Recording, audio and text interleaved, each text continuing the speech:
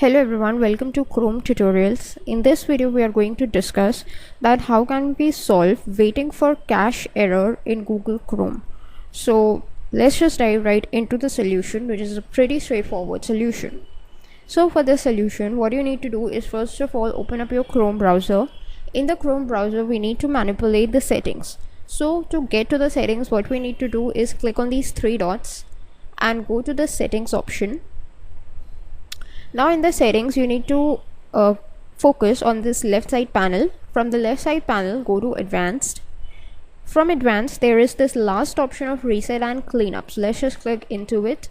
In this reset and cleanup we have this first option that says restore settings to the original defaults, so let's just click into it, and here you will see the description that it will reset the Chrome settings and shortcuts, disable the extensions, delete cookies and other temporary site data. So this is what we want to first of all clear up everything and then restart the Chrome browser and our issue will be fixed.